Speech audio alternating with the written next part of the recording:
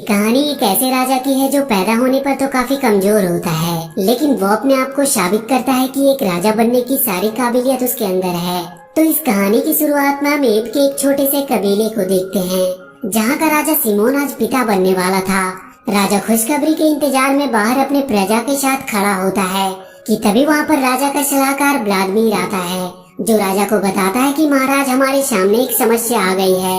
राजा को उसकी कोई भी बात समझ में नहीं आती, इसीलिए वो खुद ही रानी के कक्ष में जाता है, जहाँ वो अपने प्यारे से बेटे को देखकर काफी खुश होता है, जो काफी स्ट्रॉन्ग और उसी की तरह हेल्दी था। तभी उसका सलाहकार व्लादिमीर उसका दूसरा बेटा दिखाता है, जो काफी दुबला पतला और कमजोर था।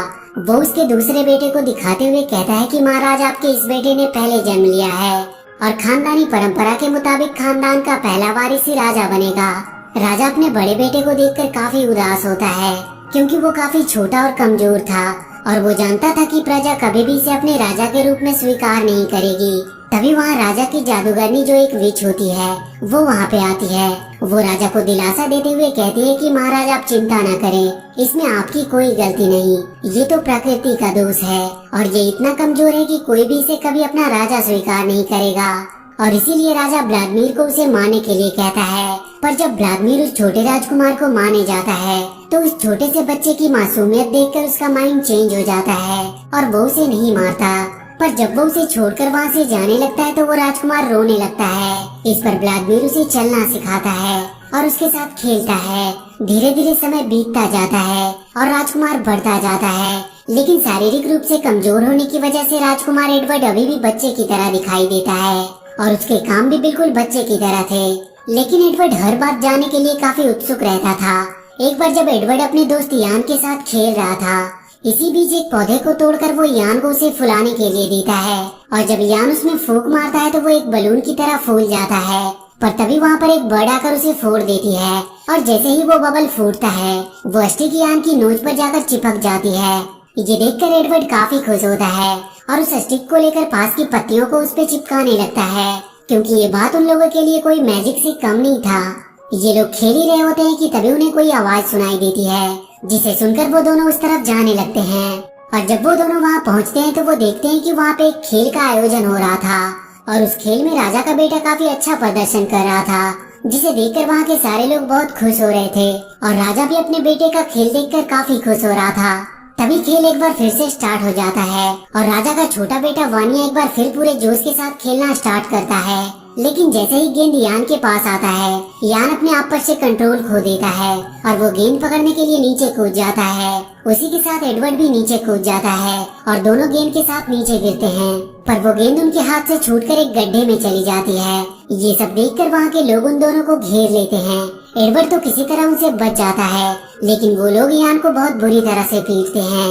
ये देखकर एडवर्ड तुरंत उसी पौधे को तोड़ता है और उसमें फूंक मारकर उसे चिपचिपा बना देता है और उसकी मदद से वो उस बॉल को गड्ढे से निकाल लेता है। वो जब उस बॉल को गड्ढे से बाहर निकालता है तो वो लोग उसे देखकर काफी हैरान होते हैं। तभी वहाँ पर वानिया आता है, जो एडवर्ड से बात करने लगता है। पर तभी वहाँ पर विच और व्लादिमीर की नजर एडवर्ड और वानिया के पैरों पर जाती है, तो वो लोग काफी हैरान होते हैं, क्योंकि उन दोनों के पैर बिल्कुल समान थे। वानिया एडवर्ड से बॉल ले लेता है और खेल को एक बार फिर स्टार्ट करने की कोशिश करता है, लेकिन गेंद पर चिपचिपा पदार्थ लगे होने के कारण गेंद वानिया के हाथ में चिपक जाता है और वहाँ के सारे लोग उसके हाथ से वो गेंद को छुड़ाने की कोशिश करने लगते हैं। लेकिन काफी मेहनत करने के बाद भी उन लोगों से वो गेंद नहीं छूटती। लेकिन अंत में एक बंदर उस गेंद को छुड़ा लेता है और जैसे ही वो उस गेंद को छुड़ाता है, वो जाकर एक पेड़ से टकराता है और उसके हाथों से वो गेंद छूटकर राजा के सिर पर जा लगती है और वो वहीं चिपक जाता है। व्लादिमीर उसके सर से वो गेंद छुड़ाने की कोशिश करता है और जैसे ही वो उस गेंद को उसके सर से छुड़ाता है, राजा के सर के बाल भी उस जगह से उखड़ जाते हैं। राजा इस बात से काफी नाराज होता है। ये लोग आपस में बात कर ही रहे होते हैं कि तभी वहाँ पर एक बंदर आता है, जो उनसे कहता है कि उन्हें राजा ने बुलाया है। ये बात सुनकर एडवर्ड काफी खुश होता है और यान के साथ वो दौड़ते हुए राजा के पास जाता है। राजा एडवर्ड से कहता है कि उसने सुना है कि तुम मैजिक जानते हो और वो उसे उसका मैजिक दिखाने को कहता है। ये बात सुनकर एडवर्ड पेड़ की पत्तियां सहित एक डाल को तोड़ कर लाता है और उसे राजा के सिर पर लगा देता है, जो बिल्कुल एक क्राउन की तरह लगता है, जिसे देखकर सभी लोग बहुत खुश होते हैं। राजा को उसका चेहरा दिखाने के लिए एडवर्ड एक पत्ते में बरसात का पानी इकट्ठा करता है और वहीं हम देखते हैं कि राजा की जादूगरनी, जो एक विच होती है, वो मौका पाकर वहाँ से निकल जाती है। इधर एडवर्ड उस पानी से भरे पत्ते में राजा का उसका चेहरा देखने को कहता है और जैसे ही राजा उसमें अपने आप को देखता है वो खुद को देखकर घबरा जाता है, क्योंकि इससे पहले कभी उसने अपने आप को देखा नहीं था। तो एडवर्ड राजा सिमोन से कहता है कि डरने की कोई बात नहीं, और वो एक बार फिर से उसमें अपने आप को देखता है और इस बार वो अपने आप को देखकर काफी खुश होता है। इसके बाद एडवर्ड राजा के लिए एक झूला बनाता है और राजा सिमोन को उस पर बैठने के लिए कहता है। इधर वो विच अपनी काली शक्तियों से बहुत सारे मधुमक्खियों को पैदा करती है और उन मधुमक्खियों को वहाँ के सभी लोगों पर छोड़ देती है।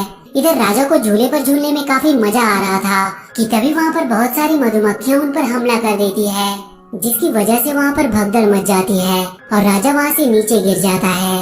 ये देखकर वानिया एडवर्ड को भी वहाँ से नीचे गिरा देता है, पर इस बात से राजा वानिया पर काफी गुस्सा करता है और इसी बात से नाराज होकर वानिया वहाँ से चला जाता है। और वहीं हम एडवर्ड को देखते हैं जो नीचे गिरने की वजह से काफी वीक फील कर रहा था।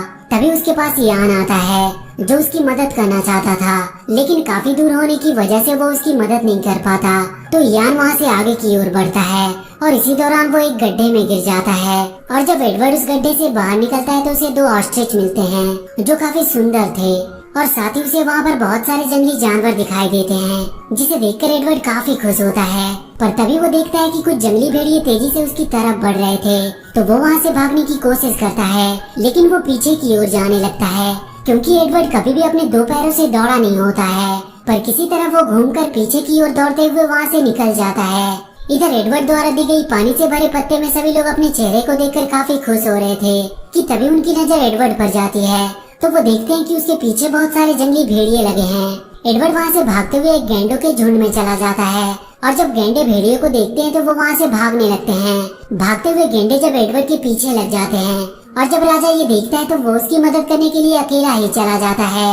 एडवर्ड को बचाते हुए राजा घायल हो जाता है और काफी चोट लगने की वजह से राजा की वहीं पर मौत हो जाती है, लेकिन मरने से पहले राजा उसे ये बता देता है कि वो उसी का बेटा है और वानिया उसका छोटा भाई है। ये बात सुनकर वानिया जरा भी खुश नहीं था। वानिया अपने डैड को लेकर वहाँ से चला जाता है। एडवर्ड को जब इस बात का पता लगता है कि वो राजा सिमोन का बेटा है तो वो काफी हैरान होता है। राजा के मौत के बाद वानिया के राजा बनने की तैयारियां शुरू होने लगती है और वहाँ के लोग भी अपने नए राजा के रूप में वानिया को पाकर काफी खुश लग रहे थे। वहीं एडवर्ड और यान उस पेड़ के नीचे जंगल में होते हैं। तभी आसमान में बिजली चमकने लगती है और एक बिजली आकर सूखे पेड़ पर गिरती है, जिससे उसमें आग लग जाती है। एडवर्ड सभी चीजों को जानने के लिए काफी उत्सुक था, इसीलिए वो आग को देखकर काफी खुश होता है और जाकर जलती हुई पेड़ की टहनी को पकड़ लेता है, जिससे वो जल जाता है, क्योंकि उसे मालूम नहीं था कि वो आग से जल सकते हैं। इसके बाद वो आग से खेलने लगता है। तभी आसमान से एक बहुत बड़ा हॉल स्टॉर्म आता है जो काफी स्ट्रॉन्ग था। उस हॉल स्टॉर्म के रास्ते में जो कुछ भी आता है वो उसे अपने अंदर खींच लेता है, जिसमें एडवर्ड भी उसके अंदर चला जाता है और उसमें उसकी मुलाकात एक बेहद खूबसूरत फीमेल एप से होती है जिसका नाम लूसी था। एडवर्ड लूसी के पास जाने की कोशिश करता है, लेकिन वो उस तक पहुंच नहीं पा रहा था, पर वो किसी तरह उस हॉल स्टॉर्म से बाहर निकल जाता है और थोड़ी देर बाद लूसी भी वहाँ से बाहर निकल जाती है, जो वहाँ से गिरकर एक खाई में अटक जाती है। एडवर्ड एक रस्सी की मदद से उसे बाहर निकालने की कोशिश करता है, लेकिन वो रस्सी कमजोर होने के कारण टूट जाती है। लेकिन जैसे ही वो लोग खाई में गिरने वाले होते हैं, वहाँ पर एडवर्ड का दोस्त यान आकर उस रस्सी को पकड़ लेता है। पर जब वो लोग ऊपर आते हैं तो यान के मूर्खता के कारण एक बार फिर से वो खाई में गिर जाते हैं, लेकिन एडवर्ड किसी तरह उन्हें बाहर निकालता है और जब लूसी को होश आता है तो वो सामने एडवर्ड को देखती है, जिसे देखकर वो काफी डर जाती है, इसीलिए वो वहाँ से भागने लगती है। पर एडवर्ड उसका पीछा करता है और काफी मुश्किलों का सामना करते हुए वो लूसी के पास पहुँचता है और फिर दोनों एक दूसरे से बात करते हैं और इसके बाद वो दोनों काफी एंजॉय करते हैं। और जब रात होती है तो एडवर्ड वहाँ के लावा में से एक लकड़ी में आग लगा लेता है, जिसे देखकर लूसी डर जाती है, लेकिन एडवर्ड उसे समझाता और उसे लेकर अपने होम ट्री की ओर जाता है, जिसे देखकर सभी बंदर काफी खुश होते हैं, क्योंकि रात में एडवर्ड की वजह से उजाला हुआ होता है। तभी वहाँ पर वानिया आता है। उसे लगता है कि आग उनकी दुश्मन है, इसीलिए वो एडवर्ड को वहाँ से चले जाने को कहता है, पर एडवर्ड वानिया को समझाता है और कहता है कि आग हमारी दुश्मन नहीं बल्कि दोस्त है, और वो एक एक करके बहुत सारी लकड़ियों में आग जलाकर उन्हें दिखाता है। लेकिन विच सभी को एडवर्ड के खिलाफ भड़का देती है, जिसकी वजह से सभी लोग एडवर्ड को वहाँ से मारकर भगा देते हैं। तो वो दोनों एक गुफा में जाते हैं जहाँ उन्हें एक भेड़िया मिलता है, पर एडवर्ड उस आग की मदद से उसे भगा देता है और वो दोनों रात को उसी गुफा में रहते हैं। एडवर्ड बहुत सारी लकड़ियों की मदद से वहाँ पर काफी उजाला कर देता है अगली सुबह लूसी और एडवर्ड मिलकर शिकार करते हैं। रात में लूसी जब गुफा में पत्थर को पत्थर से टकराती है तो उसमें से चिंगारी निकलती है। ये सब देखकर एडवर्ड उस चिंगारी से आग पैदा करता है और इसके बाद वो लोग डेली शिकार करते हैं और रात वो गुफा में ही बिताते हैं। एक दिन लूसी और एडवर्ड अपने शिकार को कच्चा खा रहे थे तो एडवर्ड एक मरे हुए शिकार को आग में डाल देता है और जैसे ही शिकार आग में पकने लगता है तो उसकी खुशबू पूरे जंगल में फैल जाती है, जिसकी वजह से सारे बंदर उसे खाने के लिए काफी एक्साइटेड हो जाते हैं और सभी लोग उसे खाने के लिए एडवर्ड के पास चले आते हैं। लूसी उन्हें वहाँ से भगाना चाहती थी लेकिन एडवर्ड उसे ऐसा करने से मना करता है और इसके बाद सभी लोग मिलकर खाना खाते हैं और रात वहीं गुफा में बिताते हैं और वो लोग वहाँ पर खूब मस्ती करते हैं। सभी लोग काफी खुश थे और उधर राजा वानिया कई दिनों तक अकेले ही पेड़ पर बैठा होता है। वहाँ के सभी लोग एडवर्ड के साथ रहकर काफी होशियार हो गए थे और वहाँ पर बड़ी बड़ी लकड़ियों को जलाकर वो काफी मात्रा में आग जला रहे होते हैं। वहाँ पे धीरे धीरे एक बस्ती बनकर तैयार हो जाती है। सभी लोग वहाँ पर काफी खुश थे। तभी एक बार फिर वो विच अपनी काली शक्तियों की मदद से मधुमक्खियों को एडवर्ड के पास भेजती है जो उन पर हमला कर देती है और इस हमले में काफी भगदड़ मच जाती है। भगदड़ मचने की वजह से वहाँ की सारी इमारतें गिर जाती है और सब कुछ तबाह हो जाता है। इस बात से सभी लोग काफी उदास और गुस्सा होते हैं। तभी उन्हें विच की आवाज सुनाई देती है तो सभी लोग अपने हथियार लेकर उस विच को मारने के लिए जाते हैं और जब वो लोग उस पेड़ के पास पहुंचते हैं तो उसे वो जलाने की कोशिश करते हैं लेकिन एडवर्ड उन्हें ऐसा करने से मना कर देता है। उनकी आवाज सुनकर किंग वानिया भी वहाँ पे आ जाता है। उसे देखकर उनका गुस्सा और भी बढ़ जाता है और व्लादिमीर अपने 2 आदमियों को पेड़ को काटने के लिए भेजता है और जैसे ही वो लोग उस पेड़ को काटना स्टार्ट करते हैं उस पेड़ से एक लिक्विड निकलता है। उस पेड़ को कटता देखकर किंग वानिया उन पर हमला कर देता है और उनके बीच वहाँ पर फाइट स्टार्ट हो जाती है और इस फाइट के दौरान वहाँ के पेड़ में आग लग जाती है। आग लगने की वजह से रानी मेडुला पेड़ पे ही फंस जाती है तो एडवर्ड रानी को खतरे में देखकर उसे बचाने के लिए जाता है पर उसे बचाने में एडवर्ड खुद ही एक मुसीबत में फंस जाता है। एडवर्ड वहाँ के सभी लोगों से मदद मांगता है लेकिन पेड़ में आग लगने की वजह से वो लोग वहाँ से भाग जाते हैं। तभी एडवर्ड को किंग वानिया दिखाई देता है तो वो उससे मदद मांगता है और वहीं उस पेड़ पर वो विच भी फंसी होती है और वो उस आग की तेज लपटों में जलकर वहीं पे मारी जाती है। इधर वानिया एडवर्ड को बचा लेता है लेकिन उनका घर पूरी तरह से जलकर बर्बाद हो गया था। वानिया को अब अपनी गलती का एहसास होता है और वो एडवर्ड को बताता है कि वो और विच मिलकर उसे मारना चाहते थे लेकिन अब वो एडवर्ड को अपने बड़े भाई के रूप में स्वीकार कर लेता है और वो दोनों एक दूसरे के गले मिलते हैं। लेकिन अपने घर को बर्बाद देखकर वो काफी दुखी होते हैं। सभी को दुखी देखकर एडवर्ड उन्हें एक दूसरे घर के बारे में बताता है और उन्हें लेकर उस नए घर की ओर निकल जाता है और एक काफी लंबा रास्ता तय करने के बाद वो लोग एक बहुत सुंदर जंगल में पहुंचते हैं जहां का नजारा देखकर सभी लोग बहुत खुश होते हैं। और इसी के साथ ये मूवी यहीं पर खत्म हो जाती है। तो वीडियो अगर अच्छी लगी हो तो please do like and share the video and please subscribe to my channel and press that bell icon.